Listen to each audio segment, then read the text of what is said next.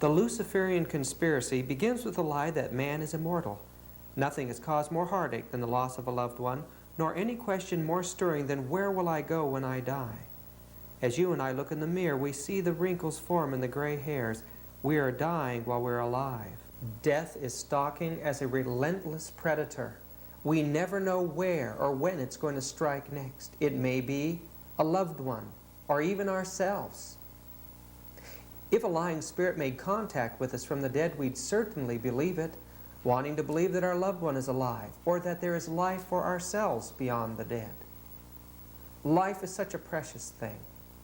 The mystery of life has been something that has been sought after by man in every age. Men have done terrible things in their search for life to unlock these mysteries. They've beat and damaged their own bodies. They've listened to the lying teachings of esoteric priests, offering up their own children as human sacrifice. In each country there are gods that represent death and life. Egypt, it's a scarab beetle, Osiris or Serapis. In the Greek culture was a god Zeus, holding the lightning bolt in his hand, a symbol of the life forces, the energies of nature. In India, the symbol of the serpent represented the life forces. Indeed, in almost every country, the symbol of the serpent is a symbol of healing or life. The seven-headed dragon was a symbol of the life forces, the controlling power of nature in every culture of the world. Men even worshiped their genitals, the phallic god, Dionysius, Bacchus, or Osiris, as symbols of the life force. Indeed, all the gods of the mysteries were symbols of this mysterious energy that surrounded and filled all nature. People wore jewelry to give themselves more of these powers. The search for the occult powers has gone on in every age and in every way. There are tremendous pseudosciences that revolve around the electrical energies. John Dee in England did his research first as a medical doctor and then into the world of the occult, talking to the dead, foretelling the future. These practices went underground during the rise of the Roman Catholic Church. It was persecuted much as early primitive Christianity was, and thus the old esoteric cults began to die out, and the research was done in secret, in the mysteries. The state religion of Rome was Mithra, and underneath the old cathedrals of Europe today, we find the pagan temples of Mithra is where the Christians first began to worship. Thus we know that spiritualism, occultism, was absorbed by the Christian church in her effort to evangelize the world. The mystery of the wafer is the mystery of absorbing the life forces. Sunday was the symbol of the sun's power, and the sun representing all these energy fields in nature. The priests carried these divining rods or staffs with them, and when they were buried, they were actually worshipped after death. The confessional and the teachings of the eternal burning hell were all things that were copied from the spiritualistic teachings of the occult world. The use of women in religious services, setting them apart for special purposes, again was a copy of the temple priestesses of the occult world. Little do we know of the suffering of these nuns behind the walls of the cloistered convents. The Inquisition was set up to persecute anyone who disagreed with the church.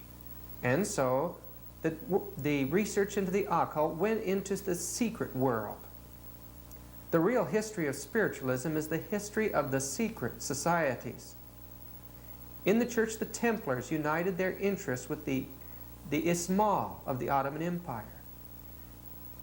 Here, in their secret rites, in their castles around Europe, they carried on the mysterious rites of the occult.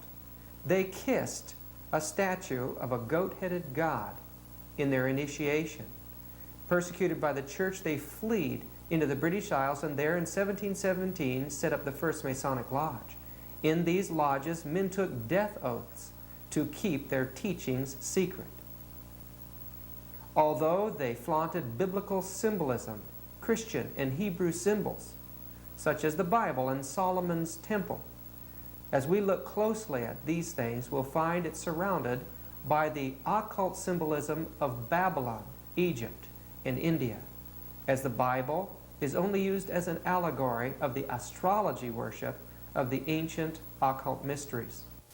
Solomon's temple was the soul man, or the sun man, or the sun god's temple. We know that the cubic stone representing character represented in the mysteries 6 sides and 12 lines, or the system of astrology. If you look on the eastern wall of this Masonic lodge, you'll see a G and a pentagram. The G represents God. The pentagram is a symbol of the ruler of the dark forces, or Satan. The god of Masonry is Lucifer, or Satan. And when these occultists say, "Our Father which art in heaven," they are not referring to the God of either the Hebrews or the ancient or the Christians, but they are referring to the god Lucifer. Once a Mason is passed through the ranks of initiation, he becomes a pagan nature worshiper, irrespective of whether he originally was a Christian, a Hebrew, or even a believer in the god Allah, because there is an Islamic branch as well. Part of the Luciferian mysteries is the teaching of evolution, or the transmigration of the souls. No modern scientist developed the teaching of evolution. It was a teaching of the Luciferian mysteries from the time of Babylon. The idea that there are electronic magnetic forces from one mind to the other was also a teaching in the mysteries. It's not anything new today.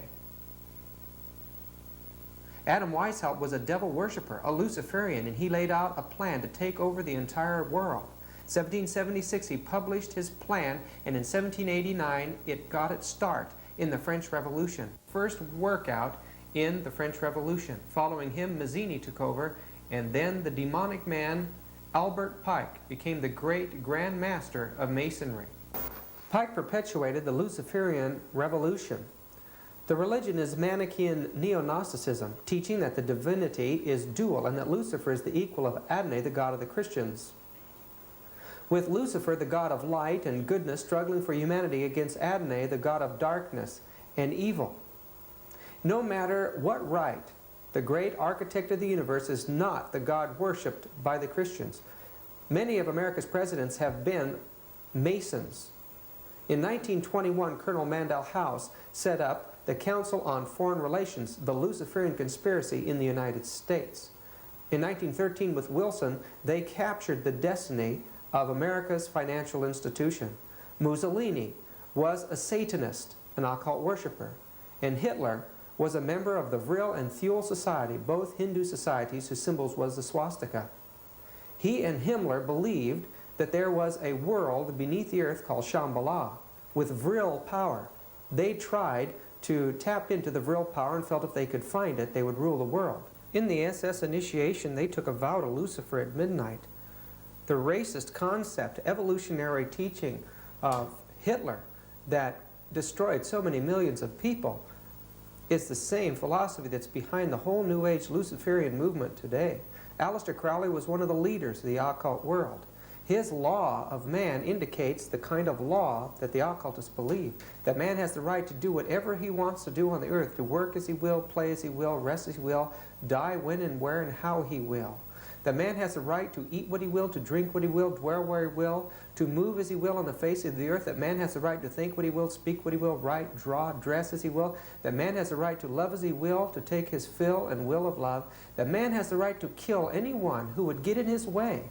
The slave shall serve. Crowley was an example of the selfish immorality of Luciferianism. It was in the middle of the 19th century that the movement of spiritualism became real popular. It started in Hydesville, New York. A couple of little girls called the Fox Sisters heard some rappings in their bedroom. From that time on, in 12 countries simultaneously, spiritualism was born. These young girls became mediums. 100 mediums began in New York that year. It spread everywhere. Everyone was wanting to know something about the occult. Men like Daniel Douglas Holmes, the Flying Scotsman, Eusebius Palladina, and Leonore Piper, mediums that had many things happen around them, became popular objects of psychic scientists who were trying to explain in some way the mysteries of the occult, but without believing the Bible. The Eddy brothers in Vermont established an inn for psychics to come to. There they had a stage, and they would put on psychic performances where spirits would dance and play music and things on stage. Henry Alcott, a lawyer from New York, was very interested in the occult and went to the Eddy Brothers Inn to find out about these things. There he met a Russian seer by the name of Helena Blavatsky. She had also come there to investigate the Eddy Brothers phenomenon. Together, they established the Theosophy Society in 1875. In 1877, she published a 2-volume set, Isis Unveiled. Working together, they eventually went to India and established the center of the Theosophy Society there. Coming back from India, in London, Madame Blavatsky wrote The Secret Doctrine and published it in 1888. It became the foundation of occult philosophy from that time. Mary Besant took over Blavatsky's place. She worked in India to establish human rights movement there. She claimed that she was directed by the god of the underworld, or Shambhala, the Lord of the world. She worked closely with a man named Leadbeater, a homosexual and a former Roman Catholic. Leadbeater, now a spiritualist, entered into research in the area of mind sciences. He noticed the aura of a young man, Krishnamurti, and believed that this would become the Maitreya, or the Christ, but they were terribly disappointed. Catherine Tingley, another theosophist in America, tried to establish a communist program, a utopian society in Point Loma, California. Manly P. Hall, the great Masonic writer, claims that his inspiration came from the Secret Doctrine. Eliphas Levi wrote the Aquarian Gospel of Jesus Christ, the occult explanation of the 18 lost years of Jesus, where they claim that he learned the mysteries of the occult. Alice Bailey established the Arcane School. Now, Alice Bailey merged Christianity and the occult movement, the Luciferian teachings, and formed what we know of as the New Age movement. She was a prolific writer. She believed that these secret Tibetan masters that were communicating with mankind were leading them into a new age of evolution, and that soon this secret hierarchy would become a public hierarchy when every human being was initiated into the Luciferian religion. Her and her husband, Foster Bailey, established the Crotona Institute in Ojai, California. Visitors come there today. There's a press there. Publications are sent all over the world. In their meditation room, I noticed the door to it had not only symbols of astrology, but the V and the O. I know from studying Gnosticism that these were symbols of the cobra, or of the serpent power, symbols of the god Lucifer. In the room, there were crystals. They believed that these attract cosmic energies or forces. A young man was meditating there in front of them, and behind him I was shocked to see a picture of Jesus on the wall, as they worship Jesus, but not the Jesus that you and I know of. On the other wall was the Buddha. They worship Jesus and Buddha together. In Ojai, California, the World University of America teaches occult sciences. I talked to the proprietor. She became angry when I suggested that Lucifer had fallen, violently angry. The symbol in their meditation room was the same as on our dollar bill, that which was designed by Adam Weishaupt, the symbol of world revolution and Luciferian conspiracy. Benjamin Cream, once a worshiper of the saucer intelligences, now has accepted the teachings of these spirit masters of Lucifer worship. He published an announcement in newspapers all over the world stating that the Christ was now here, and believes that very soon Maitreya, the Buddhist Christ, will manifest himself to the world, and believes he's a prophet to bring that message everywhere. Marilyn Ferguson, in her book The Aquarian Conspiracy, is teaching that the world is passing into a whole new age. This is called the Age of Aquarius. They say that the last 2,000 years was a period of Pisces, of Christian supremacy, but that the next 2,000 years is the Age of Aquarius, when the occult will be revived. They believe that we're about to receive a new avatar. An avatar is a teacher, a great world teacher or master to come before mankind and lead him into the next step of evolution. This new teacher, although he's called the Christ, is not the Jesus Christ of the Bible that many people worship today. But this New Age teacher is the spirit of what they call the Christ, the one they claim will inhabit the body of a man and will guide humanity into an age of peace, an age of spiritual enlightenment. This is the fastest growing movement in the world. Thousands have claimed to look for the coming of some sort of Savior. The Jews, a Messiah. The Christians, Jesus Christ. The Buddha, Maitreya. The Luciferians claim that this one that is coming will answer the need and the cry and the prophecies of every religion in the world. A vast movement for the initiation of the entire human race is taking place today. Harry Price established his laboratory for psychical research in London. Since then, psychic research, or ghost busting, has become a universal pastime made popular by the movie Ghostbusters. Psychic research is taking place all around. It's believed that the unconscious aspect of men's minds has hidden powers, and that through mental exercises men can somehow harness these powers. Today, through radio, television, movie entertainment, it's becoming evident that people like Matthew Manning, who show psychic powers, or this man here who's thinking into a camera and the impression is on the film, or this photograph of a ghost, is all aspect of what men's mind can do. Ouija boards are now outselling Monopoly games. People are experimenting with hypnotic mind travel called astral projection, believing that in the hidden resources of man's minds are supernatural electrical powers that he can harness that actually create its own alternate realities. That man can go back into the past, or that man can heal. Edgar Cayce made popular the idea of psychic healing, and he was a prominent member of what we call the holistic movement today, which is the natural side, the pseudoscience side of Lucifer worship. Today there are classes and seminars, classes in colleges and universities that are teaching that man's body is an electrical unit that the energies of nature can pass through and bring healing to other people. When you walk into a holistic restaurant, a holistic health food store, this is not a Christian institution, but it's an institution that believes that man can raise this power of the unconscious mind to his higher nature through healthful living and actually gain control of his environment. Many people are unwittingly being brought into the occult through water dowsing.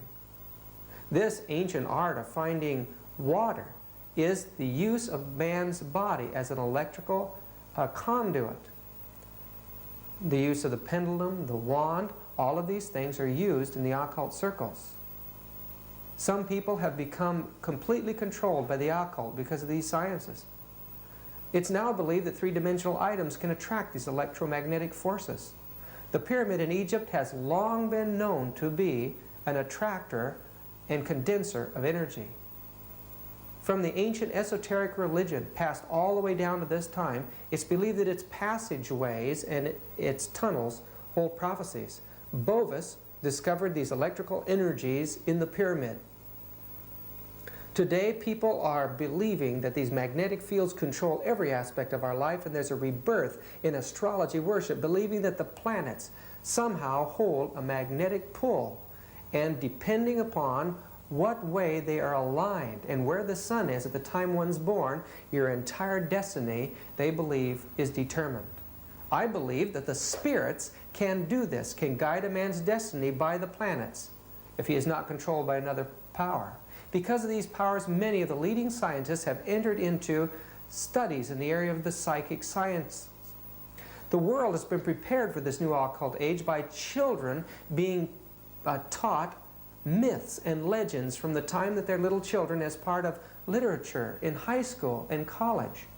How can they escape when the subconscious mind is full of the idea of fantasy and magic? Walt Disney has become one of the greatest promoters of the occult. Many parents think it's safe, but it is not. It'll bring their children into spirit worship in time. Here Mickey Mouse is playing the part of a wizard, and you've heard of Darby O'Gill and the Little People and Snow White and the Seven Dwarfs. All are occult. Cartoon programs on TV today are attracting children into the occult sciences. Demons are entertaining our children today and are dancing across the screen. These are being imbued into the mind of children. Terror is there. One little program called Gremlins, soft little fuzzy things, become demons to the children. Children never forget these things, and they become means of affecting the rest of their life. The most popular game today is Dungeons and Dragons, an occult game of imagery. The occult believes if you can control a man's imagination, you control his whole life. They teach if you can imagine things hard enough, they'll come true. This is a revival of the ancient Northern European witchcraft, the belief in the cosmic powers of the ancient European witchcraft gods. Dungeons and Dragons has a powerful effect upon the mind. When pressed for the secret of Dungeons and Dragons' success, Gygax concedes when you can choose the character you want and acting out all your deepest fantasies of your own heroism, send that character into the most fantastic, unexpected situations in search of valuable treasures.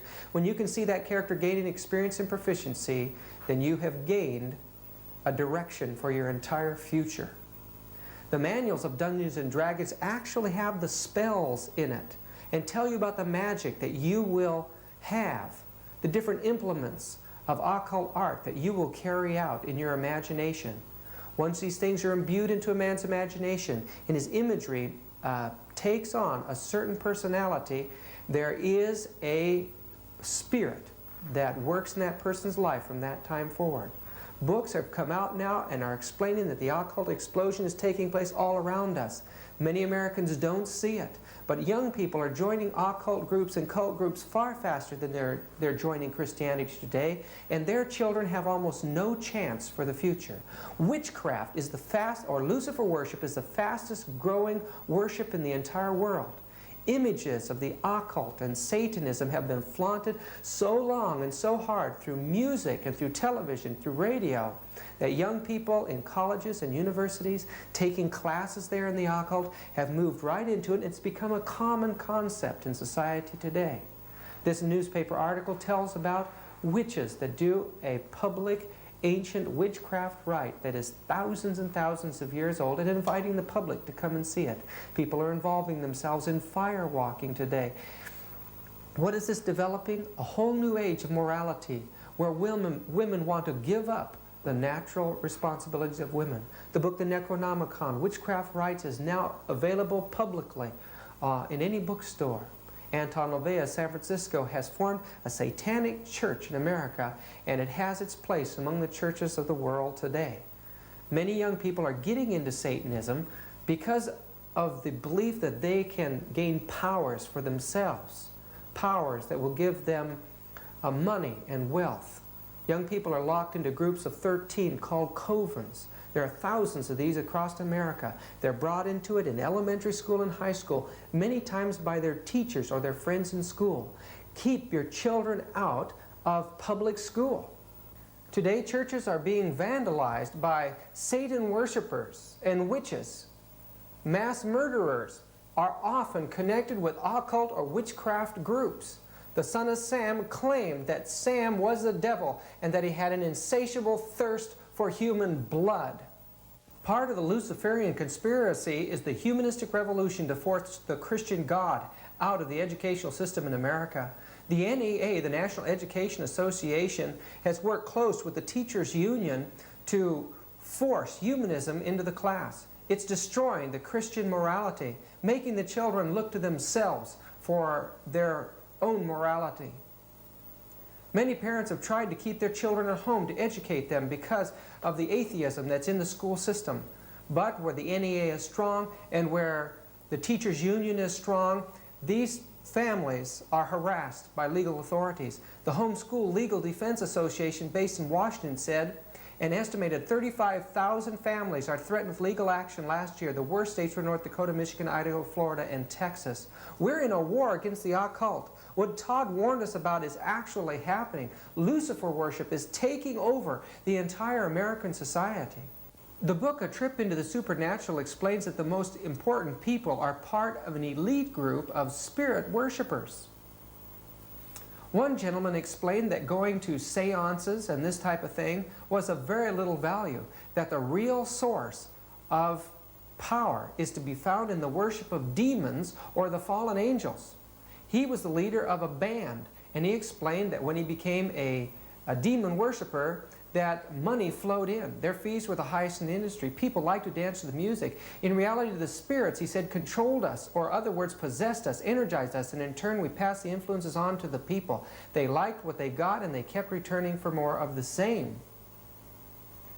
The pictures that were in the chapel room there, they said, these are the gods that our folks talk about, the chief counselors. They rule over legions of spirits. After they materialized, we photographed them, and then we made these paintings of them. At the end of the room was a large altar, and when they looked closely at it, there was a majestic looking individual in that painting.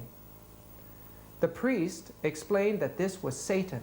He chuckled at their surprise, and then said it was solemnly important that the next generation believe that the Master and the spirits do not exist, so that they can rule the inhabitants of this planet successfully in the decades just before us.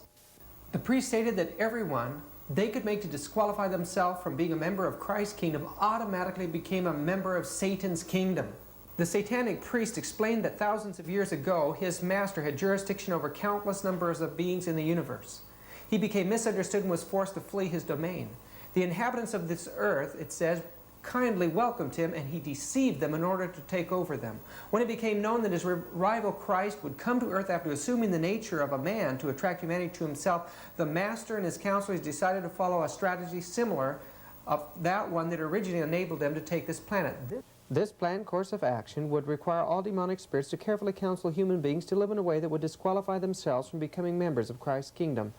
The spirits would encourage people to listen to their feelings instead of the words of Christ and his prophets. In no sure way could the spirits obtain control of the people's lives without the individuals realizing what was happening. Let's look into the Bible and see what the words of Christ and his prophets are that Satan does not want us to know.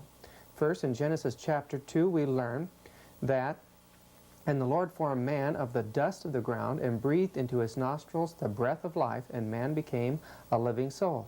So the word breath is synonymous with a living soul and life. Let's look at the early Hebrew use of the word ruach.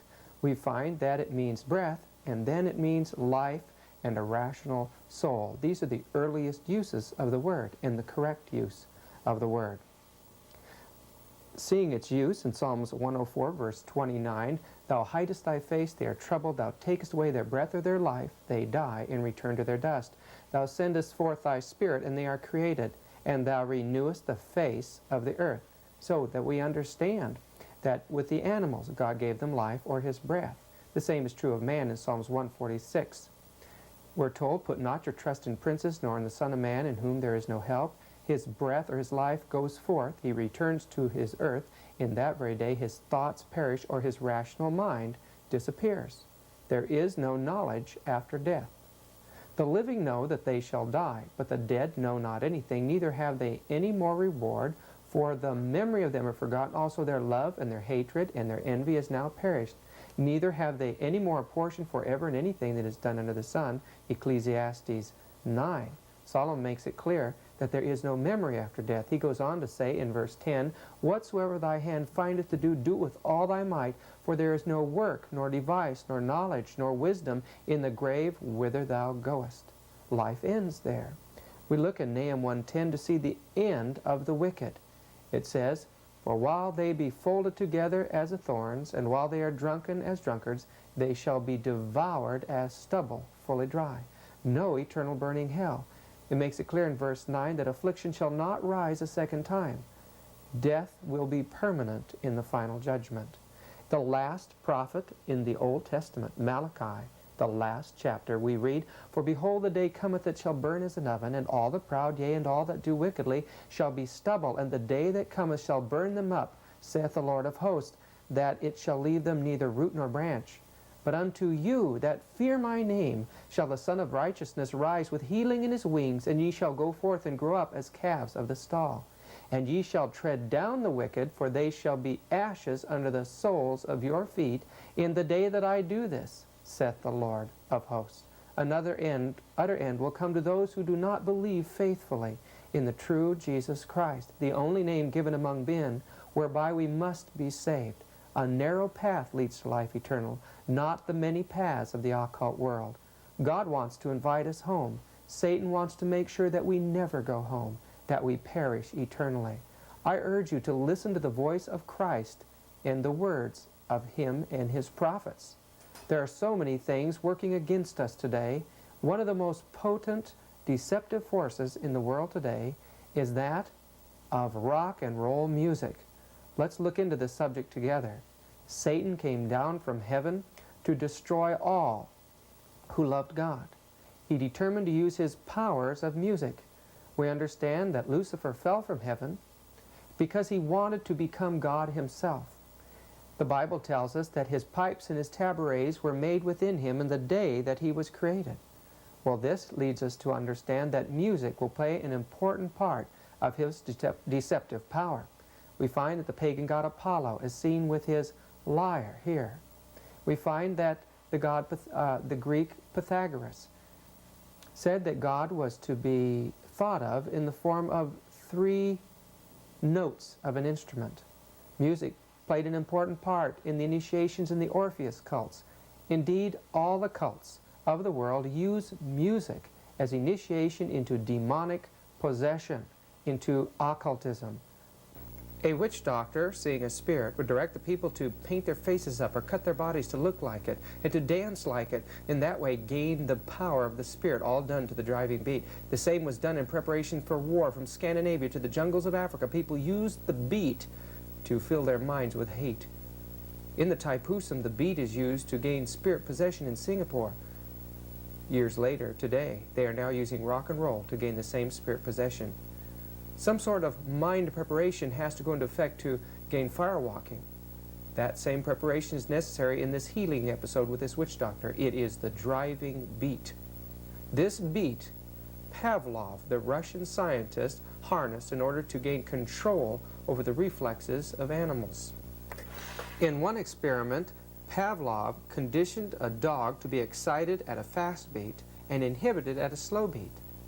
Then when he took and he ran the 2 beats together in a syncopated beat style, the dog's nervous system was destroyed, as its mind did not know how to respond. Lenin said, "You've saved the revolution," and they formed a music form that would destroy the Western world. They tied it into a music form already over here, the African beat. That music form was used in the occult world of Africa and among the slaves, and has been adapted to the gospel music that's in the South today. This music was adapted by the communists to form a folk music, which later was formed into a music called rock and roll. Rock and roll is a word that means sexual intercourse. And young people, once they were brought in contact with this music that had high sexual overtones to its lyrics and an exciting driving beat, while at the same time they were taught in a Protestant ethic not to be involved in premarital sex, caused the collusion effect in their nervous system, caused rebellion and violence. But as dangerous is the high decimal level that the young people listen to this music at. The music is listened to decimal level up to 125, while a decimal level of 90 is the level of pain. The young people just experience the music. It goes right through their bodies. Some of the young people would put eggs, raw eggs, up along the stage in front of the great speakers there, and the high whining music would actually coagulate the fats and the proteins. Well, they didn't realize it, friends. This music was also destroying the delicate tissue of their nerves, their brain. It was affecting the nutritional element of their bloodstream. It was damaging their ears and the delicate cochlea and the cilia, making it harder for them to hear. Those that have been in constant contact with this music as a profession have led lives of debauchery and ruin. Janis Joplin committed suicide. Jimi Hendrix overdosed on drugs and suffocated in his own vomit. Highest paid performer in the area of rock music. In his time, he became a spirit worshiper. He would see ghosts and flying saucers over the stage. We know that Elvis Presley, one of the longest playing recording artists, eventually overdosed on drugs and left his wife. These have become the heroes of a whole generation of young people. Those early recording artists dressed to appeal to the public. The young men reflected that of dream boys or lover boys. There was an all-American look. But in the early 60s, things began to rapidly change. When the Beatles came over to this country, they introduced backmasking and subliminal masking on their recordings. This encouraged the young people to drugs and to violence and to communism and to hatred to parents. The young people didn't realize what was happening to them. They obeyed their new masters who could speak right to their unconscious minds. You know, Timothy Leary promoted LSD, and thousands of young people committed suicide because of this new effort of the drug world and the occult world. Young people were told to get involved in violence, and the new morality was born as syphilis and other diseases of that kind arose with the open sex and love-ins. It eventually led to violence, and even today we have communism and socialism rife on the campuses among the teachers and students. In the early 60s was also a new form of music called punk rock. It started out with gross photography of people being mutilated and tortured, and eventually became a rock form where people dressed up as bisexuals. They glorified pain, destruction, death, and finally, friends, devil worship. As you look at the covers of these records, you see the pain and the bloodshed and the violence that now attracts young people. In order to get a continued turn on, they have to look to death and pain, and everything revolting and everything vulgar is now what attracts our children. What will the next generation be like if this continues to go? Through the use of the lights, the driving beat, and lyrics, Satan's spell is complete in rock performances. From Sunset Strip to Czechoslovakia, youth are exhibiting that these powerful tools of communism and the occult to control our minds have done its horrible work. The Word of God says that the wages of sin is death. Thousands, yea, millions are on a gloomy road to eternal death. I beg you, give up these destructive agencies and turn to Jesus. The concept of the gods in spacecraft emerged from the spiritualistic revival of the mid-19th century. John Ballou Newbrough was controlled by spirits in writing a new Bible called Owaspy. It describes the founding of the major world religions by advanced beings coming in spacecraft. Many of the names used in the book sound amazingly similar to those used in the movie Star Wars. It is no accident that from the latter part of the last century, readers of fiction have been bombarded by space novels and comic books. Lucifer has been preparing the world, especially the minds of children, for the masterpiece of his deception in the saucer movement of the 20th century. Sightings, as published in major newspapers at the turn of the century, reflect Lucifer's deceptive principle of keeping the saucer movement just in advance of man's scientific abilities. The spiritualist von Däniken claimed to have seen through astral projection the history and the return of the saucers. Since his books, hundreds have been written presenting the same theme. Today, serious studies have been presented, not only in a scholarly fashion of sightings, but also books for children, presenting it in a factual way, giving a history of the landing of the saucers, claiming the biblical sightings were saucers. These things have been made vividly real through a constant bombardment of science fiction movies all the way back to the early 50s. Today, it's been serials on television. At the same time these are going on, we see sightings described in newspapers of the landing of saucers in remote areas, the damage of crops, and also terrible mutilation of animals after sightings have been seen by ranchers and farmers.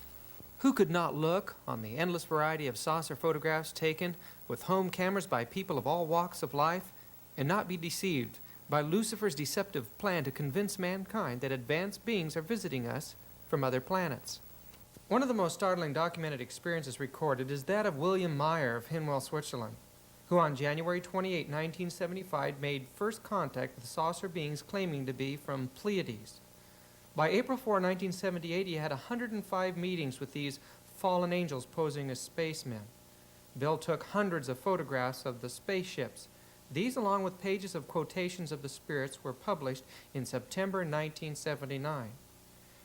Their communications are curiously harmonious with the teachings of modern witchcraft and the New Age movement, to the point of using the exact words and phrases of those claiming to be illuminated by the advanced beings living in the hollow earth, or those claiming to be illuminated by God's self within. In the 60s, many prominent individuals came to the front claiming to be prophets of the flying saucers, such as Uri Geller.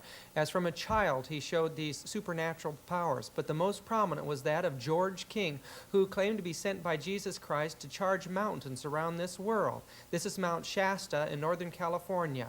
This is George King and followers up on that mountain making contact with spirits, claiming to be contacting the beings from outer space. This map of the United States shows in red blocked areas those areas where most of the sightings take place in the United States. When we look over at California, we can clearly see that Shasta has been the center of a large number of sightings. There's something supernatural taking place in that area. In fact, we know that over 40 cults have gathered around that mountain. Some worship what they call Lemurians. They say live beneath the mountains. But other, like the Findhorn group, stand by the old philosophies of the New Age movement that were envisioned by the theosophical ideas of Alice Bailey. With all this, what appears to be tangible evidence, it's no wonder that thousands and thousands are gathering to worship saucer intelligences and are being taught how, in classes, how to make contact with these beings from outer space by letting their minds go in the same way that ancient Hinduism taught how to make contact with the God within. Many religious people are now believing, and Christians are now believing, that God was originally an astronaut. It's made its way into the sacred realms of the Christian church. Some are interpreting the idea that maybe Adam and maybe Eve, the first man and woman, were originally brought here by flying saucers. The vision of Ezekiel chapter 1, which is a picture of the throne of God, a vision that was given to Ezekiel, is now depicted as a flying saucer by very prominent individuals.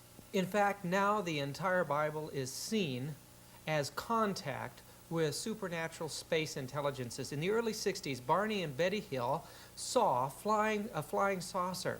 It landed and took them aboard.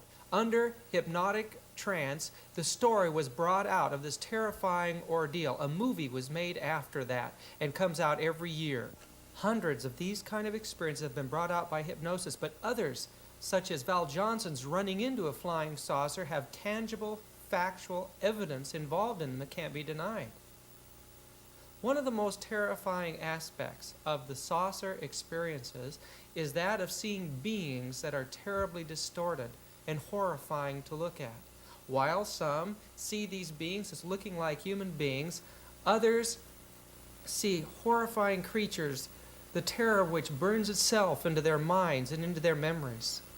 After seeing a being of this nature, it would be almost impossible to tell these people that they really saw nothing, that satanic agencies are manifesting themselves to these individuals in the form of these horrifying creatures. The world is on the verge of seeing beings come out of flying saucers. The movie Encounters of the Third Kind did more than just present this idea. It glorified this idea. It made people want to make contact with space intelligences. It depicted the government as playing a decisive role in making contact with the space intelligences. In '53, they came in over airspace. This made this an issue of national emergencies. When the jets were sent up, they couldn't even get near them. Since then, the government has established several projects. In Donald Keyhoe's book, Flying Saucers Top Secret, he reveals the government's conclusions on the flying saucer mystery. They found that in the Hydrographic Office of the Navy, there is a map called the Perry Reese map that goes back 5,000 years and is so accurate, only one thing could explain it: a worldwide aerial survey. It originally came from a Turkish naval officer in 1953 and made its way to the Navy. They believe that the map indicates that Columbus had a map. The original map went back 5,000 years. It must have took a tremendous team of men to have made it, and since there was no factories or laboratories that have been found through the years, and no parts of airplanes, they must have come in spaceships. Since that time, the government has gotten behind many projects to bring this information openly before the public. By fascinating films and documentaries, they have tried to make it appear to be an archaeological finding. But the most prominent movies are those who have come out recently, such as Encounters of the Third Kind. On this magazine, it says the UFOs are coming. The UFO depicted in the movie was the size of a city, coming down out of the clouds, making trumpet-like sounds, but over a mountain called Devil's Mountain. Could it be Lucifer's subtle announcement of his own counterfeit of the second coming of Jesus Christ described in the Bible? The movie series Star Wars was crafted to place the ancient magic force of witchcraft into a modern guise. The Force is what gives the Jedi his power. It's an energy field created by all living things. It surrounds us and penetrates us. It binds the galaxy together. In one of the many UFO magazines, an article was written by Robert N. Webster describing the surprise of a reporter in observing the presentation of Star Wars to the President and the White House staff and reps from other countries 6 months before it's released to the public. It was a shock because this is not a White House practice, especially on a children's science fiction movie. According to Webster, the film was crafted to warn us of the dangers of interplanetary enemies. Why did the government release this to the public now? Well, they believe that they must prepare us to mobilize our forces without panic to repel an invasion that's coming from the heavens. What was the reason for the tremendous popularity of this movie? Well, the facts can be made known. These facts may shock us. It's successful because a large part of it they believe is true. You see, for 2 centuries, Johannes Kepler and other famed astronomers tried to solve an interplanetary mystery. They believed there must be a planet between the orbits of Mars and Jupiter. But it wasn't until the late Dr. George H. Williamson, who devoted his entire life to contactees, the whole story, they believe, was brought out. These people came up with the same set of facts, supernaturally. What was that story about? George H. Williamson describes that all these contactees told of a great interplanetary government that existed in this area of the galaxy for a long period of time. This system was a government that eventually turned its police force over to a huge computer system, except for one planet, a planet by the name of Meldic. Another name given in books and periodical for Meldic is Lucifer. That might be interesting to you. The planet was experimenting with atomic energy, and eventually this Earth-like planet Meldic blew itself up. The tragic result of it was the great meteor belt that surrounds our solar system between the planets of Jupiter and Mars today. Just before the planet was blown up, these contactees tell us, beings came from other planets and in mercy transferred a group of these to this Earth in its early stages of physical involvement. These individuals, it is believed by the saucer movement today, were the original Adam and Eve, or the beginning of our intelligent life form here on this Earth, the origin of our entire civilization, and that these beings are coming back to bring peace to this Earth at the end of Earth's history. Why are the non-human characters so exciting and interesting in Star Wars? The facts are that these were drawn from the files of thousands of sightings. This article says that Earth indeed faces a great challenge: participation in an interplanetary war against the evil forces from Orion, with the Space Confederation as our ally. Friends, it is Jesus that is coming through Orion, not evil forces. This is obviously part of Lucifer's plan to get the world to reject the coming of Jesus. Another movie preparing men's minds for the coming of the saucers is E.T., or Extraterrestrial. It is a story of a little space being that came down to this Earth and was left behind. He made close friends with the little boy and in a time actually took possession of his soul.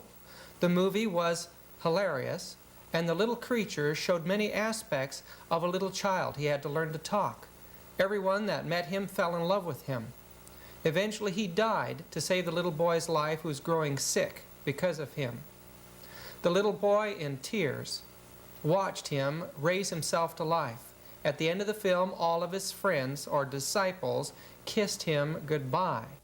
Just before he ascended in the spacecraft, he put his finger on the Hindu third eye of the little boy and said, "I will be with you here."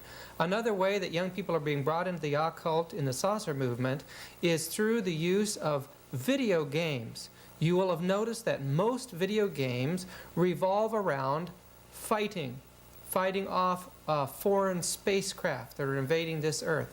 One of the many movies depicting our need of cooperation with space allies to fight off the evil forces about to invade us, is that of the last starfighter. In this science fiction fantasy, a space war video game on Earth is in reality a test to determine who would qualify for interplanetary warfare. The young man in the story is kidnapped and taken into outer space to become a great space hero, saving the Earth and the Space Confederation from the enemy. So much of this saucer movement is tangible phenomenon that scientists and leading intellectual thinkers are being dragged kicking and screaming into Lucifer's deception. In '78, UFO Annual brought out the union between Catholicism, the charismatic movement, and the flying saucers. The last 3 decades has not only seen a tremendous revival of the occult and sightings of flying saucers, but also an epidemic of weeping Madonnas and bleeding statues in the Roman Catholic Church.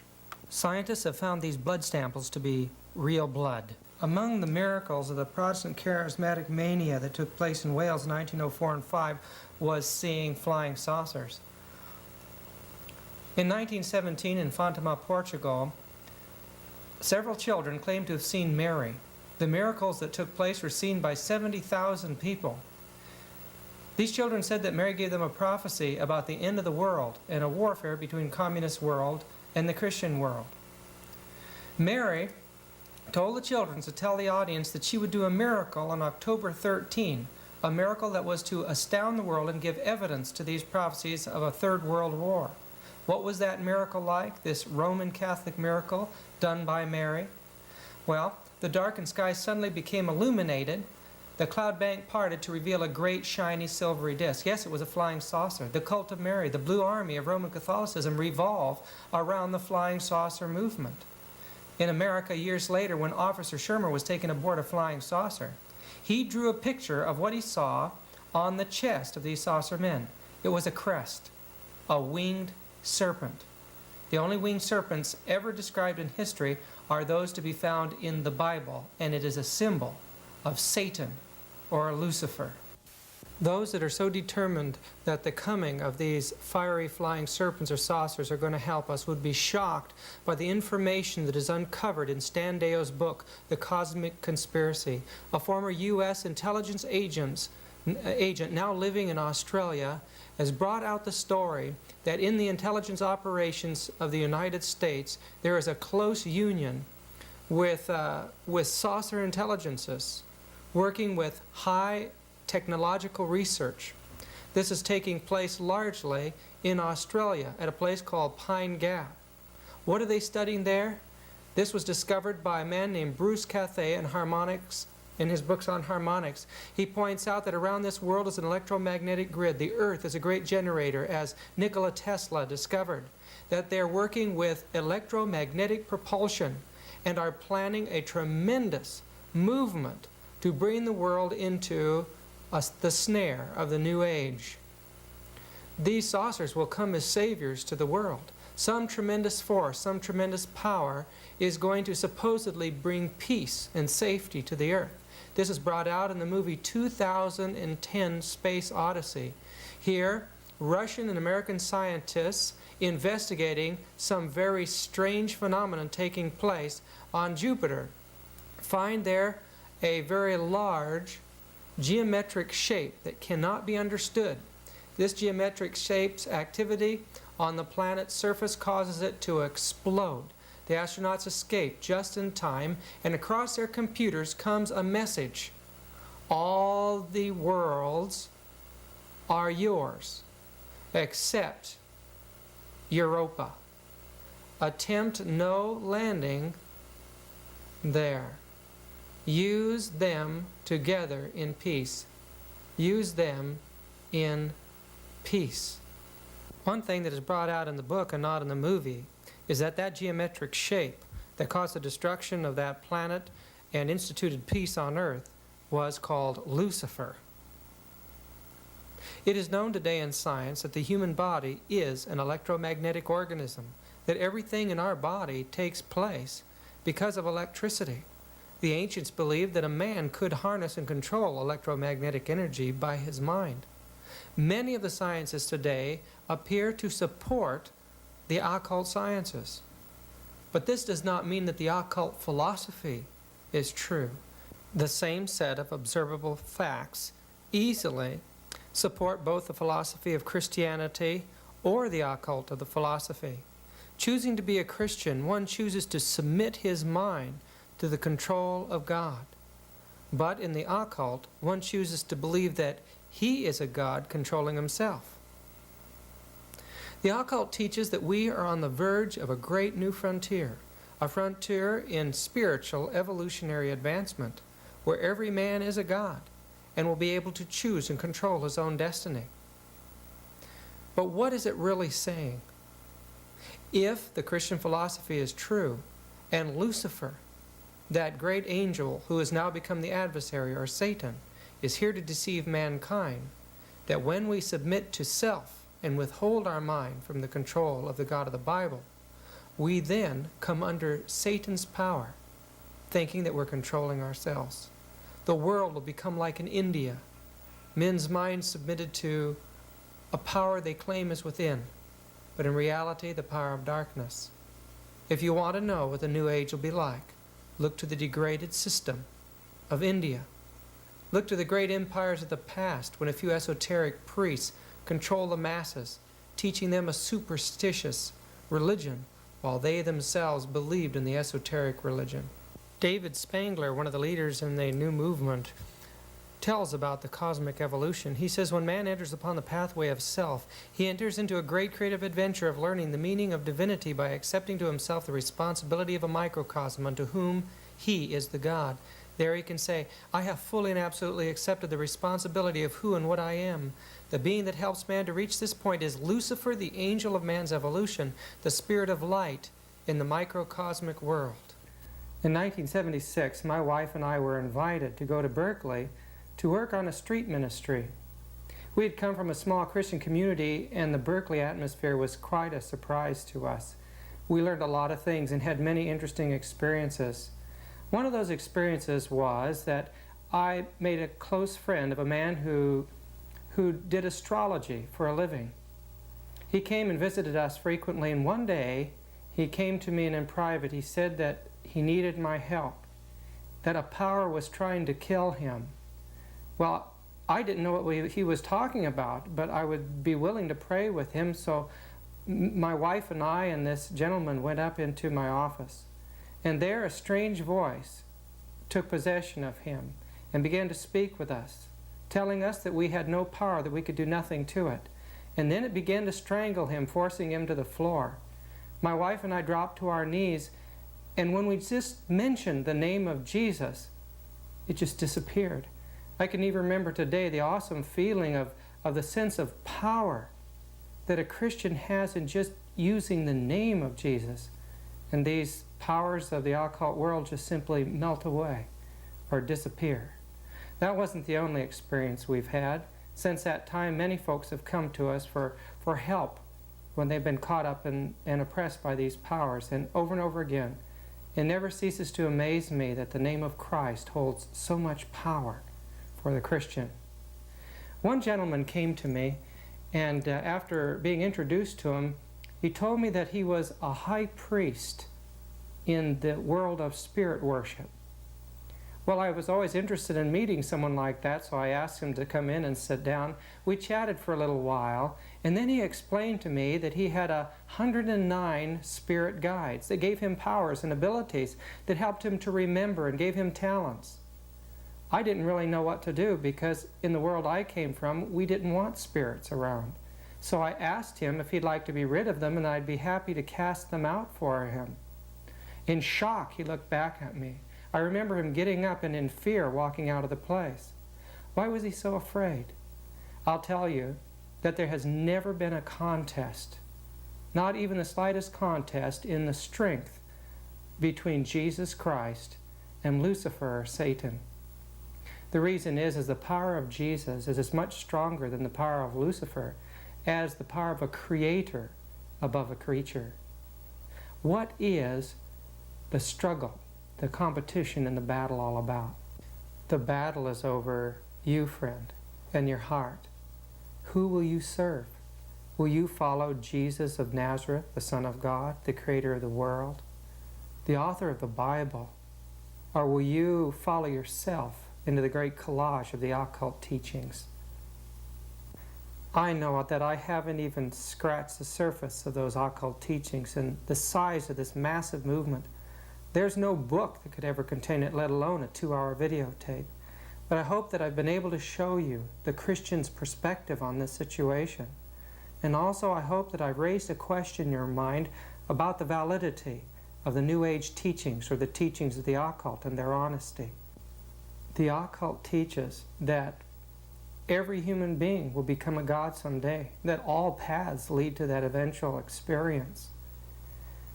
But Christianity teaches that there is only one way to have eternal life, only one way to God, and that's through His Son, Jesus of Nazareth. Any other path, Christianity teaches, will lead to eternal death, eternal nothingness. I know that Jesus wants to invite us home today. He's done everything to try to convince us of how much He loves us. Our only hope is to accept His sacrifice in our behalf, and through His power live a life obedient to all God's commandments and be fitted for that wonderful new heaven, that new world that He's creating for us. Come and investigate Christianity and find the Jesus Christ of that religion. Study the Bible. I urge you today to begin a study of the Word of God, the Bible. Let's bow our heads together, shall we? Dear Father in heaven, I ask that you would bless this videotape. I know, Lord, that it has many flaws in it, but I just pray that folks will look at it and realize the importance today of studying their Bible and being ready for the soon return of Jesus Christ.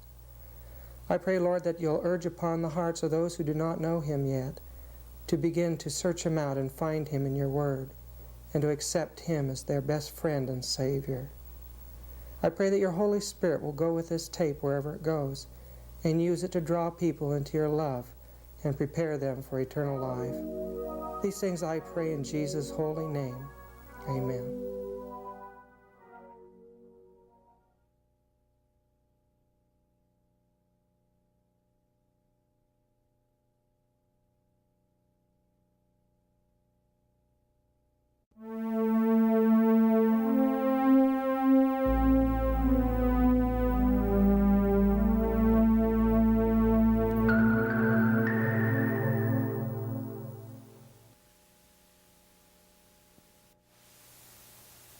The Luciferian conspiracy begins with the lie that man is immortal.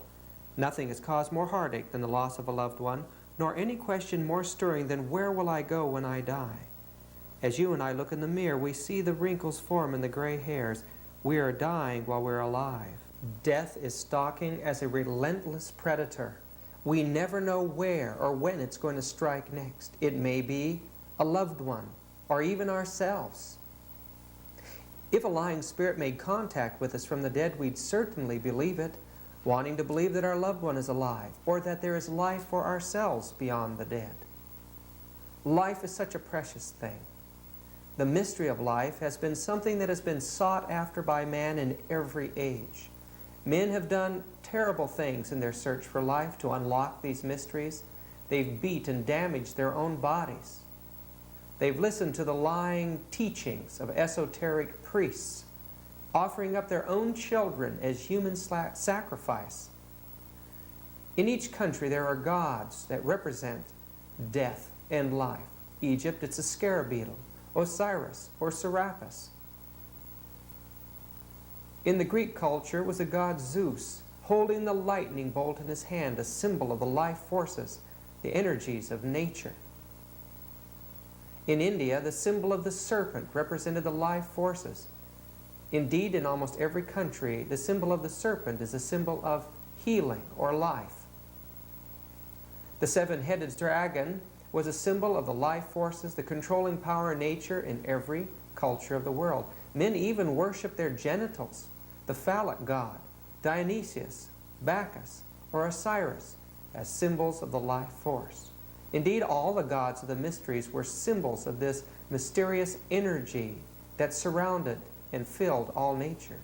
People wore jewelry to give themselves more of these powers.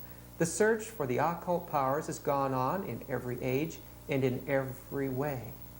There are tremendous pseudosciences that revolve around the electrical energies. John Dee in England did his research first as a medical doctor and then into the world of the occult, talking to the dead, foretelling the future. These practices went underground during the rise of the Roman Catholic Church. It was persecuted much as early primitive Christianity was, and thus the old esoteric cults began to die out, and the research was done in secret, in the mystery.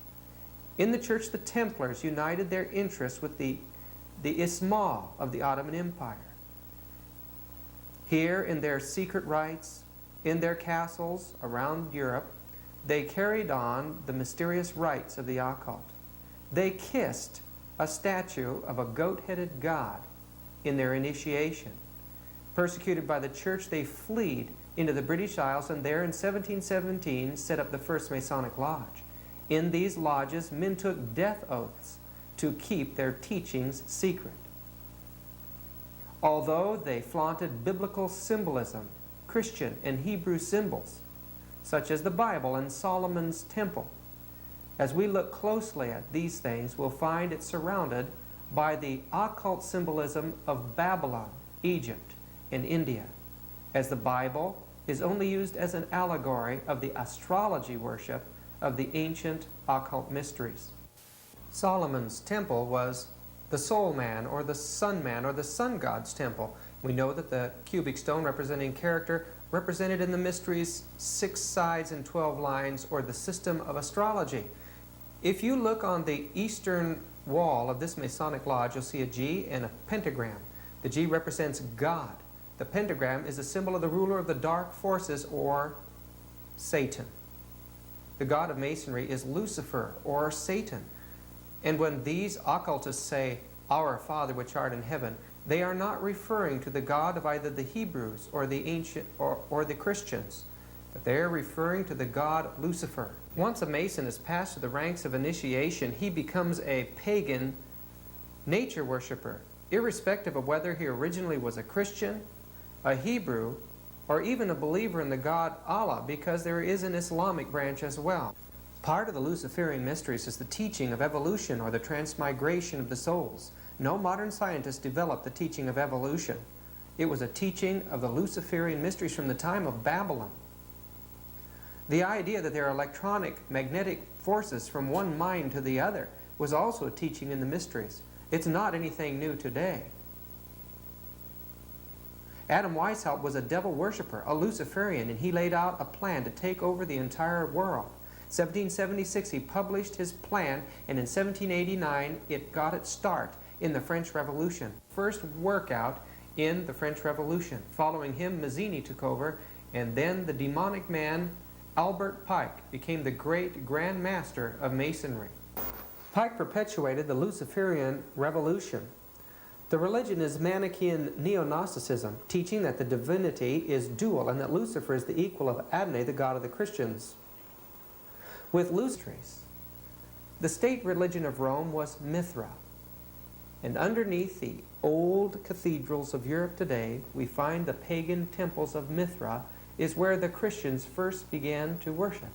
Thus we know that spiritualism, occultism, was absorbed by the Christian church in her effort to evangelize the world. The mystery of the wafer is the mystery of absorbing the life forces. Sunday was the symbol of the sun's power, and the sun representing all these energy fields in nature. The priests carried these divining rods or staffs with them, and when they were buried, they were actually worshipped after death. The confessional and the teachings of the eternal burning hell were all things that were copied from the spiritualistic teachings of the occult world.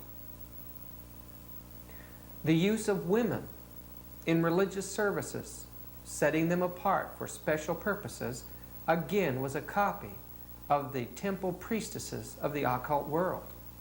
Little do we know of the suffering of these nuns behind the walls of the cloistered convents.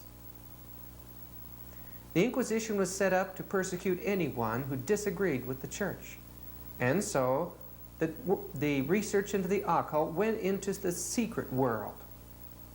The real history of spiritualism is the history of the secret societies.